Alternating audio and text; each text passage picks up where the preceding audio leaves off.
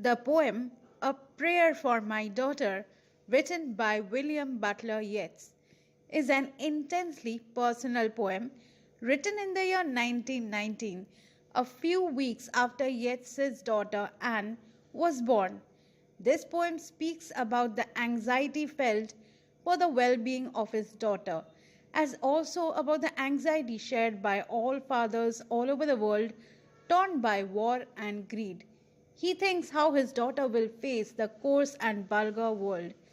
He imagines the war drums which forecast the struggle of survival.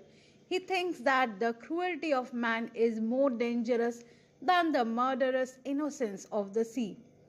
He believes that she can protect herself by cultivating virtues of nobility and courtesy. He prays that his daughter should have beauty but not vanity. He wants his daughter to have happy and innocent thoughts in her mind. She should scatter her happiness all around. Her soul should flourish like a flourishing tree. He wants his daughter to be free from hatred and to shun strong and stubborn opinion on any subject, political or otherwise.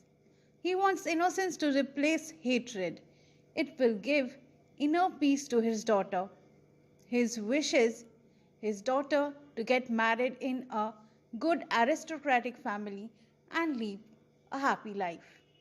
The poet expresses deep concern for his infant daughter who sleeps in a cradle. The roof, leveling strong wind, is blowing outside. She is well covered and protected from the onslaughts of violent wind. He paces up and down and prays for the well being of his daughter. The strong wind makes the poet gloomy. He thinks how his daughter will face the coarse and vulgar world.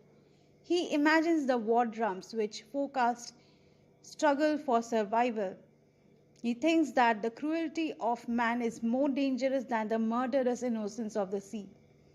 She must protect herself by a shield. The shield stands for qualities and virtues. So the poet wants his daughter to be virtuous and good. The poet prays that his daughter should have beauty and not vanity. Helen, the most beautiful woman, eloped with Prince Paris of Troy, and this resulted in the destruction of Troy. Similarly, Aphrodite married Hephaestus, the lame blacksmith of the gods, unwisely and betrayed him later on. Mordgon, the poet's beloved, married the worthless man Macbride and remained unhappy. Thus, the poet wants his daughter to inculcate the virtues of courtesy and humanity. The hearts of people can be won by courtesy. Even those who are not very beautiful can win the hearts of others by showing courtesy. Virtues in a woman are more important than physical beauty. The poet wants his daughter to have happy and innocent thoughts in her mind. She should scatter her happiness all round. Her soul should flourish like a flourishing tree, which gives comforts to all. He considers hatred as the worst of all evils. So he prays that his daughter should be free from this evil. If the person does not entertain hatred, no misfortunes can possibly ruin his happiness. Then he thinks that intellectual hatred is the worst kind of hatred. It is the worst flaw in a person's character. So he wants his daughter to shun strong and stubborn opinions or any subject, political or otherwise. The poet says that Mordgon, an extremely beautiful woman, wasted her aristocratic traditions and political arguments.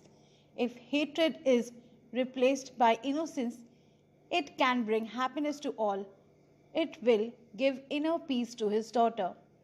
The poet wishes that his daughter gets married to a good aristocratic family, which observes traditional manners and courtesies.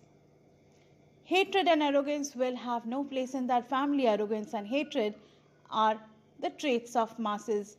Beauty and innocence come from established traditions. His love for traditional aristocratic values is reflected in the poem. He wants his daughter to follow the traditional norms and values. Hopefully, you have liked this video. If yes, don't forget to like, share, comment, and subscribe to my channel. Also, don't forget to click on the bell icon beside it so that whenever I upload a new video, you get notified.